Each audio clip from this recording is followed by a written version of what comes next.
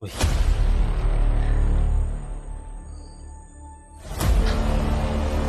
posting niya bro. Bumalik sila sa pagnanakaw ng mga hayop. Ang kawawa ng may-ari ng kabaw niyan, bakarabaw niyan. Yun. Yung masap tol. Isang mapagpalang hapon po sa inyo lahat po. Dito po kami ngayon. Kasama ko po si Bradre. Nakarating na kami dito sa bundok. Tsaka po pala mga tol, welcome back ulit sa YouTube channel natin. Yung sabi ko sa inyo mga tol, nag-upload ako ng video nung nag-upload ako doon sa bahay, sa kubo ko. Pasensya po mga tol, hindi ako nakapag-upload doon sa loob ng kubo ko kasi di pumayag yung asawa ko, di pumayag si Dimple na mag-upload ako doon sa loob. Makita sila. Inuunawa ko na lang po mga tol yung side ng asawa ko. Parang hindi pa nawala yung trauma sa kanyang isipan. Mga nangyari sa amin noon ba. Nandoon sila sa kamay ng mga kalaban. Inuunawa ko na lang yung kalagayan niya. At yun lang ako nag-video doon sa kubo ko, sa loob ng kubo ko. Pagpasensyahan po nyo na po talaga mga tol kung nagantay kayo. Try ko ulit sa susunod mga tol. Baka papayag na yung asawa ko si Dimple, mag-update ako doon. Nakikita ko talaga sa mga mata niya mga tol yung takot na naramdaman niya na hindi pa nawala, hindi pa niya nakalimutan yung mga nangyari ba.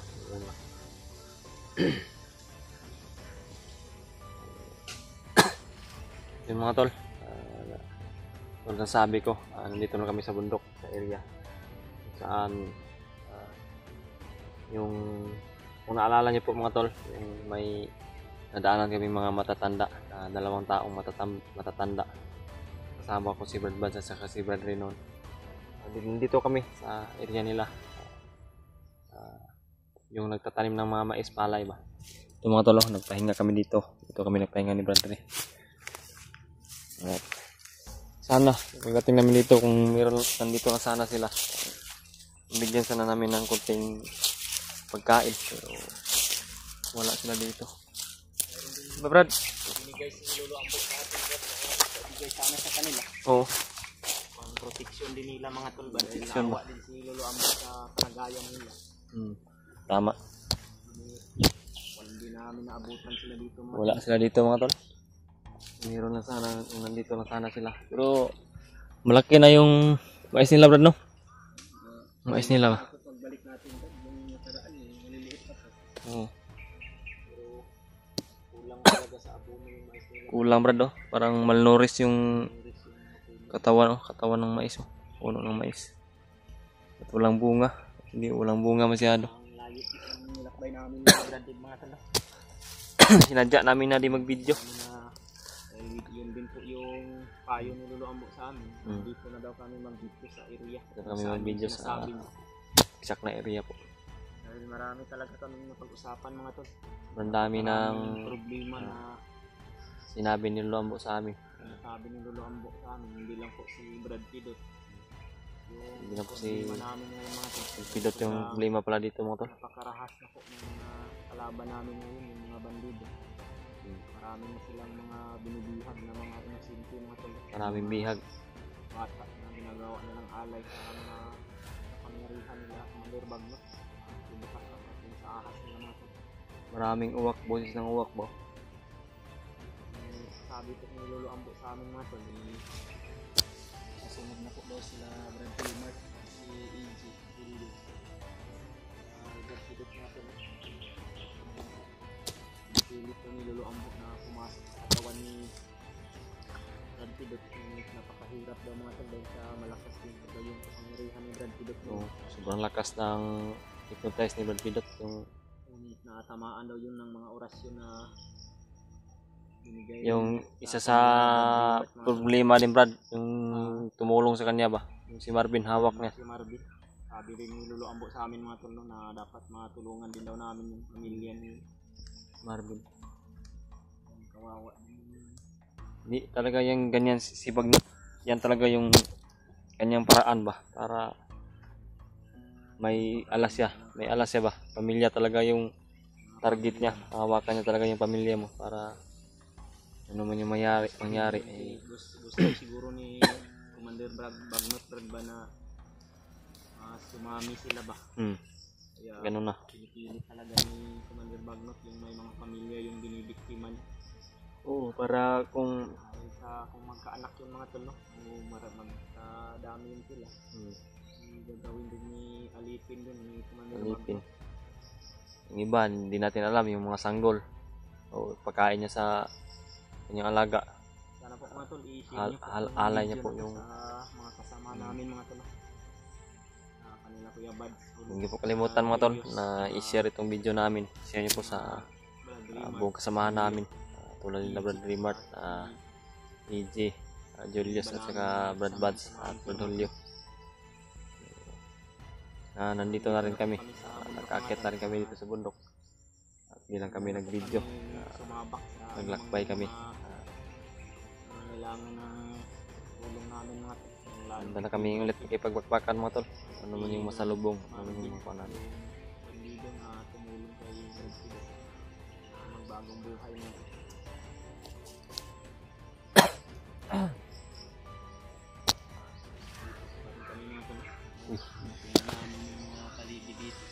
Uwak, may mga uwak dito mga tol. Busis ng uwak. Yan yung sinabi ng lambo sa amin na anong kausap namin siya ba na hindi niya kami pinabidyo.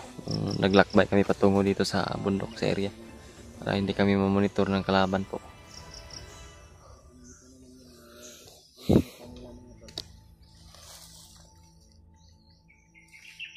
Shoutout na lang po sa inyong lahat kaya mga tol. Mga sumusuporta po sa amin. Mga tulid natin. Antok pa ako mga tol kasi kagabi naglakbay kami ni Bradley. Wala kaming tulog-tulog. Dito lang kami nagpahinga. Abot kami dito. Nagpahinga kami dito kanina mga tol. Sabi sila tatay. Tatay Alex kasi sino nga. Tatay Bubong yun Brad no? Dalawang matanda na yun. Gusto sana nabigyan ng protection na nila. Wala sila dito mga tol.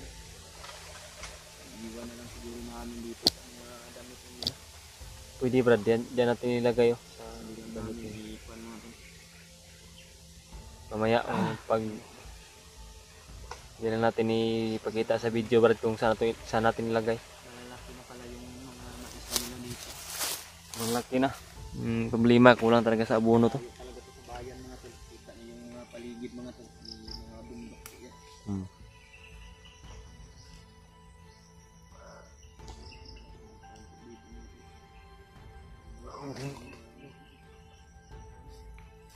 Yung mag-ina mo Brad, kumusta na Brad?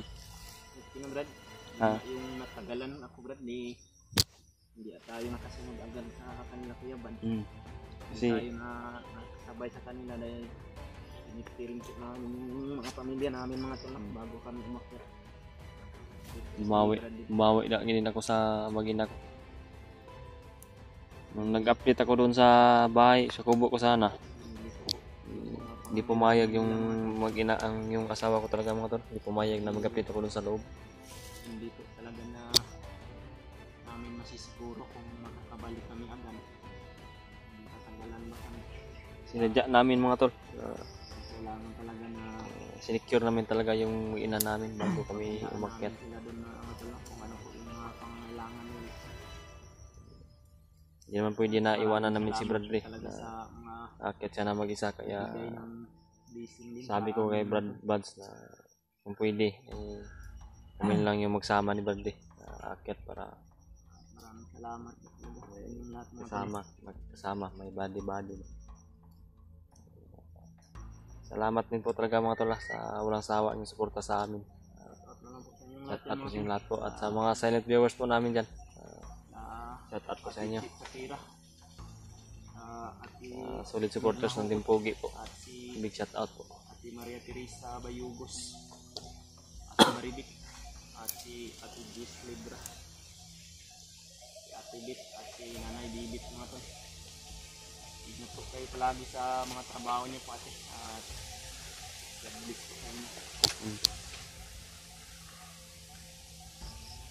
Sana po itulungan niyo po kami ipagdasal mga tol, no? Na walang mangyari masama sa amin dito. Matutulungan po namin yung mga Yan na po talaga yung hinihiling namin mga tol sa inyo. Pagdadasal niyo palagi sa amin, sa aming kaligtasan palagi ito sa araw-araw na paglalakbay namin, paghahanap na sa mga kasamahan namin na gabyado yung buhay. sana po mga tol huli na nila yun si Brad Pidot natin, The Dreamer. Grabe, nakita ko sa video ni Brad Pidot yung mukha niya ba, grabe. Yung mukha ni Brad Pidot ba, grabing Masama na nga. sobrang sama ba, no? Sobrang laki na yung mata niya ba, no? Malaki na yung ano. Grabe yung Malaki hypnotize talaga na. yung kaibahan ni Brad Pidot ngayon mga tol. Awa talaga ko sa kalagayan ni Brad Pidot mga tol. Hindi na niya ginusto yung mga tol. Tumating talaga sa sitwasyon na ganun yung buhay mo. Nakakaawa ba. Wala nang gupit-gupit sa buhok yun kasi matagal na di namin na pan ba. Yung mga tol dahil sa hypnotize na Kita mo talaga mga tol yung sa kasamaan ng kanyang mukha. Grabe yung binigay ni, talaga yung mga kuwan mga grabe yung ginawa ni yung ano Commander Bagnot sa kanya. pagdaanan ni Brad Pidot ngayon. Sabi yung- Pagdaanan ko rin yung dati. Nilagay sa kanyang katawan na kapangyarihan ba, nakapailalim sa kanyang Gusto mga tol. katawan yung kapangyarihan na masama. Sabi yung boses ng uwak dito mga tol, talagang Tandahan siguro tayo Brad. tandaan ta Brad. Yung pagkaon Brad, ako rin butang ni Brad. Pagkaon ba atong bilin diri. Lagay mo na lang siguro dyan. Di na to videohan. Okay. Doon. Kuwan. Okay. Butasan ako. Yung mga tol, iiwan lang muna ni Brad Pitt yung mga binibigay rin namin na mga pagkain sa kanila Tatay Alex sa Tatay Bubong at yung binigay ni Lolo Ambo na kuwan mga tol. Tago mo na lang yan doon, yung tambal yan, Tambal ba? gamot. Kumot.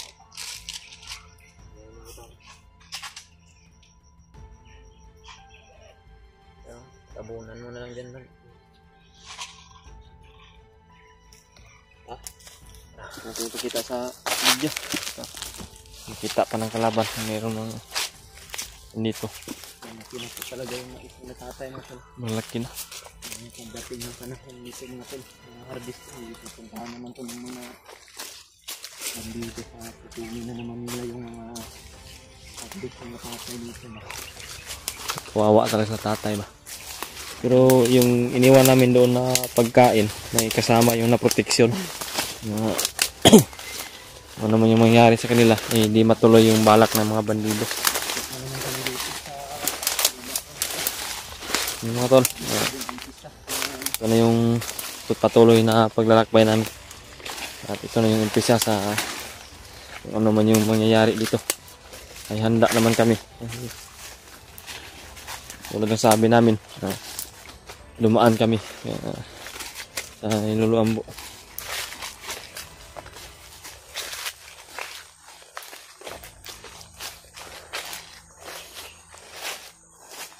Iba na yung walang area ito.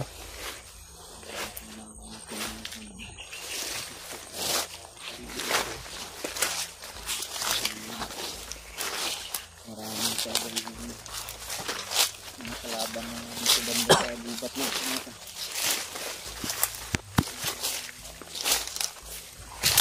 Ito lang talaga talaga.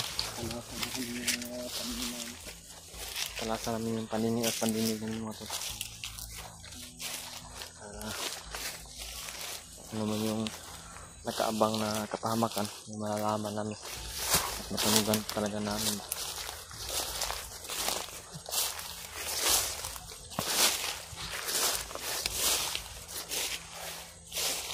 Okay, mag-alala mga tol. Hindi ko pa muna tinignan yung likuran ko mga tol kasi alam ko na dito kami dito. Nalaman din naman natin May nakasunod ba? Wala. Yung pakiramdam namin po, sobrang taas na pakiramdam namin ngayon.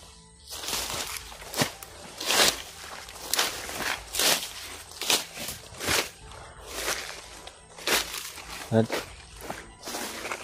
Ha? Uy.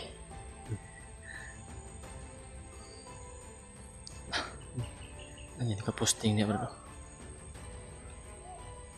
Ayun, nakaposting niya bro. Sino?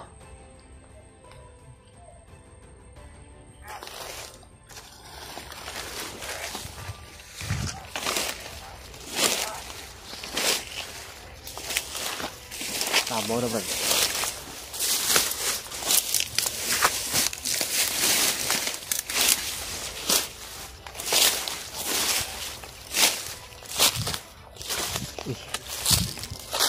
Ha?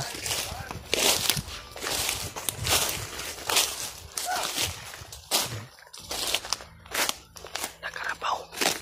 May karabaw. Kabaw ba? Silang layo na lang lumbat dito. May kalabaw.